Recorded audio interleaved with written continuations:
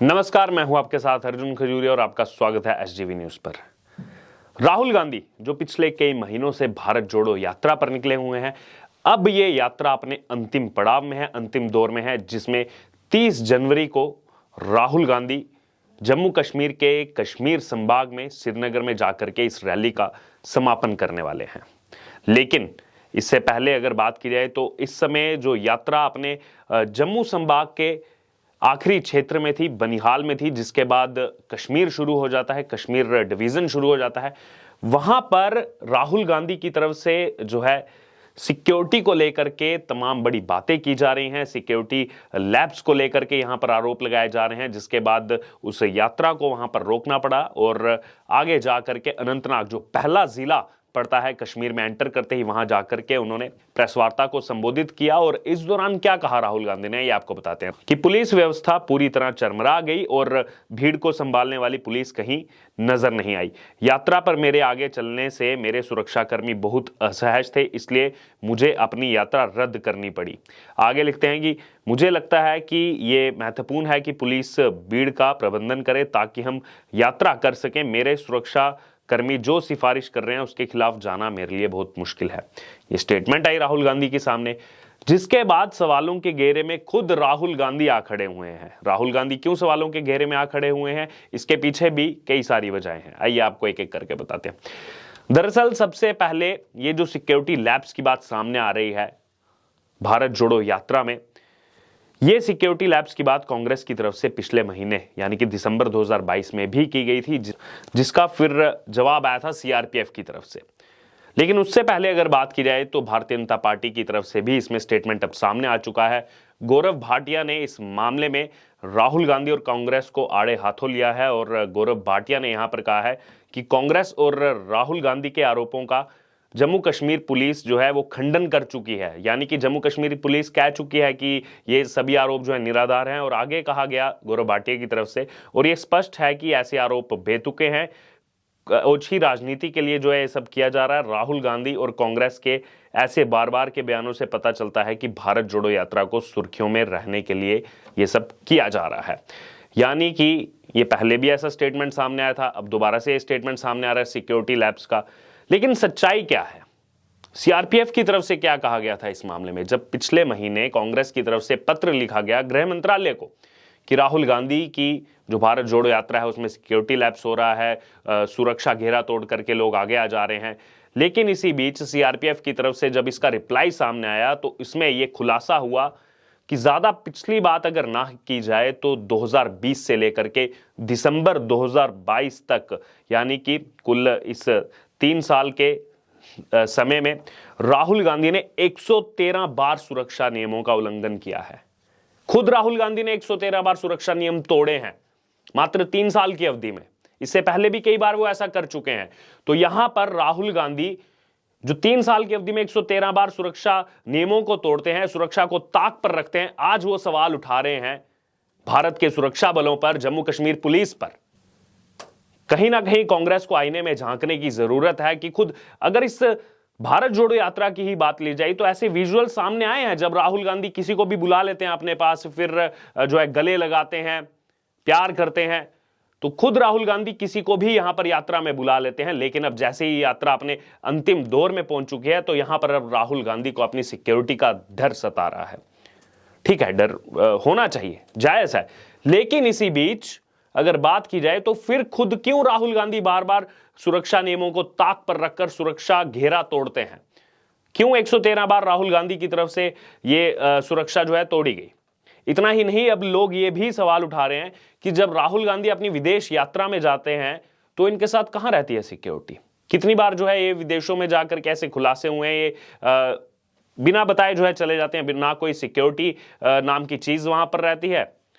और यहां पर अगर बात की जाए तो क्योंकि कांग्रेस को दिख रहा है कि क्या भारत जोड़ो यात्रा से कोई लाभ हुआ या नहीं हुआ, जिसमें इतना ज्यादा खर्चा कांग्रेस पार्टी की तरफ से किया गया, लेकिन क्या सही में लोग कांग्रेस पार्टी से जुड़ पाए या नहीं जुड़ पाए, ये इस वक्त बड़ा सवाल। क्योंकि अब कुछ सर्वेज भी सामने आ रहे हैं 2024 लोकसभा चुनाव को लेकर, जिस लिए ये यात्रा निकाली जा रही थी, उसको लेकर सर्वेज सामने आ रहे हैं। उन सर्वेज में साफ तौर पर देखा जा रहा है कि भारतीय जनता पार्टी की सरकार बनती हुई दिखाई दे रही है, कांग्रेस पार्टी पिछड़ती हुई दिखाई दे रही है। यानी कि इतनी मेहनत के बावजूद यहां पर कांग्रेस पार्टी की सरकार अगर नहीं बनती है तो क्या ये भारत जोड़ो यात्रा खत्म होने से पहले की बुखलाहट साफ तौर पर अब नजर आ रही है कांग्रेस पार्टी की।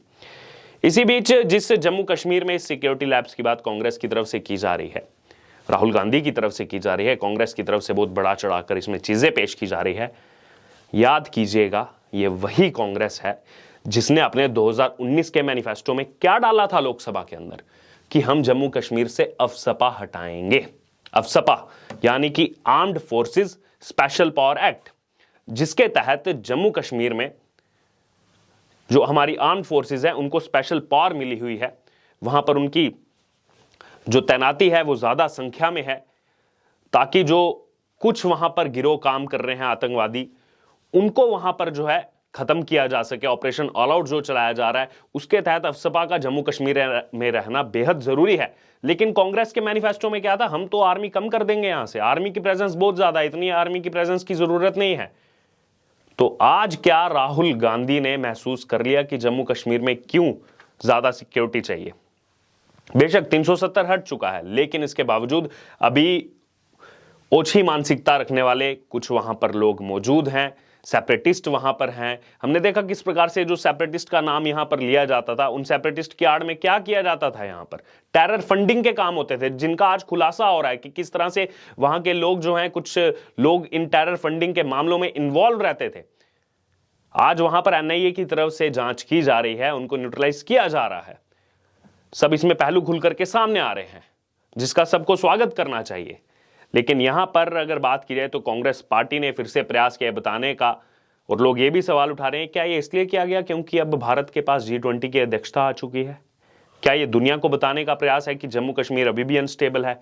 क्या ये जानबूझ करके किया जा रहा है? क्योंकि जम्मू कश्मीर पुलिस की तरफ से तो खंडन किया जा चुका है इन आरोपों का। इससे पहले जो सीआरपीएफ पर आरोप लगाए जाते हैं, सीआरपीएफ ने जो है वहां पर दे दिया रिप्लाई इस चीज का कि किस तरह से 113 बार राहुल गांधी जो है सुरक्षा नियमों को ताक पर रख चुके हैं। आज ये सवाल उल्टा सीआरपीएफ पर उठा रहे हैं, जो कि इन्हीं की सिक्योरिटी के लिए लगी हुई है। खुद ही किसी को बुला लेते हैं बीच भीड़ में से कि आ जाइए मेरे साथ फोटो खिंचा लीजिए, उनको जो है गले लगा लेते हैं वहां पर, और उसके बाद कहते हैं देखिए जी यहाँ पर तो कोई भी गुस्सा है, ये तो मेरी सिक्योरिटी के साथ खिलवाड़ किया जा रहा है। और अब कुछ जो कांग्रेस की विचारधारा के लोग हैं वो तो कह रहे हैं देखिए यहां पर भारतीय जनता पार्टी बुखला गई है, बीजेपी जानबूझ कर रही है, बीजेपी इस यात्रा को रोकने का प्रयास करी। अगर यात्रा को रोकने का प्रयास किया जाता तो ये यात्रा सितंबर महीने के पहले हफ्ते से शुरू हुई थी। अब 2023 आ चुका है, जनवरी का आखिरी हफ्ता चल रहा है, अंतिम के 2 से 3 दिन बाकी हैं इस भारत जोड़ो यात्रा में। इसके बावजूद ये आरोप लगाए जा रहे हैं बिना किसी फैक्ट्स के। यहां पर लोगों की तरफ से अब कुछ फोटोज शेयर किए जा रहे हैं, वो है प्रधानमंत्री नरेंद्र मोदी के 1992 के, जिसमें उनके साथ मुरली मनोहर जोशी हैं, भारतीय जनता पार्टी के पूर्व राष्ट्रीय अध्यक्ष। 1992 में जब कश्मीर में आतंकवाद अपने चरम पर था, उस समय मुरली मनोहर जोशी के साथ नरेंद्र मोदी जो आज देश के प्रधानमंत्री हैं, उन्होंने जाकर के कश्मीर के लाल चौक में तिरंगा फहराया था। और अब उनके वीडियोस भी नीचे जो है लोग वो डाल रहे हैं, जिसमें नरेंद्र मोदी ने उस समय कहा था कि धमकियां मिल रही हैं, आओगे तो बम से उड़ा दिया जाएगा, डायनामाइट से उड़ा दिया जाएगा। और ये धमकियां मिल रही हैं कि लाल चौक पर देख लेंगे किसने अपनी मां का दूध पिया है। ये कहा था वहां पर पीएम नरेंद्र मोदी ने, और जाकर के तिरंगा फहराया था उस लाल चौक पर। आज कांग्रेस पार्टी जो पहले व्याख्यान करती रही कि हम जाकर के लाल चौक पर तिरंगा फहराएंगे, अब कांग्रेस की तरफ से क्या स्टेटमेंट सामने आया, नहीं, लाल चौक पर तिरंगा फहराना तो आरएसएस का एजेंडा है, हम लाल चौक पर तिरंगा नहीं फहराएंगे, हम अपने कांग्रेस पार्टी का जो दफ्तर है वहां जाकर तिरंगा फहरा देंगे। वही लाल चौक जहां पर अक्सर पथराव होता था, हमारे सुरक्षा बलों पर पथराव किया जाता था। हर शुक्रवार को वहां पर ऐसी स्थिति बनती थी कि हमारे सुरक्षा बलों पर वहां के जो युवक हैं उनको मारते थे, पत्थर से मारते थे हमारे सुरक्षा बलों को। लेकिन 2019 में अनुच्छेद 370 हटने के बाद ये घटनाएं बिल्कुल नीचे आ चुकी हैं। इसके बावजूद लाल चौक की बात की जाए, एक बड़ा टूरिस्ट अट्रैक्शन है कश्मीर का। आज जब 26 जनवरी को पूरे देश ने 74वां गणतंत्र दिवस मनाया, तो लाल चौक के फोटोज जो है उसमें तिरंगे में सजे हुए, तिरंगे लाइटिंग में बहुत अच्छा लग रहा था श्रीनगर का लाल चौक। लेकिन आज कांग्रेस पार्टी वहां जाकर के तिरंगा नहीं फहराने जा रही है। और इस बीच राहुल गांधी की तरफ से स्टेटमेंट सामने आती हैं कि सिक्योरिटी लैप्स हो गया है। तो यहां पर अब आपका क्या कहना है, आप हमारे साथ कमेंट बॉक्स में शेयर कर सकते हैं, क्योंकि ये जो आरोप लगाए गए कांग्रेस पार्टी की तरफ से जम्मू कश्मीर पुलिस पर, जम्मू कश्मीर पुलिस ने इनका खंडन कर दिया है। ये कहा बीजेपी के स्पोक्स पर्सन गौरव भाटिया ने, और कहीं ना कहीं वो स्क्रिप्ट रिपीट करने का प्रयास किया गया जो दिसंबर 2022 में देखने को मिला। अब इस पर आपकी जो भी राय है आप हमारे साथ कमेंट बॉक्स में शेयर कर सकते हैं, और इससे जुड़े तमाम अपडेट के लिए बने रहिए हमारे साथ। धन्यवाद।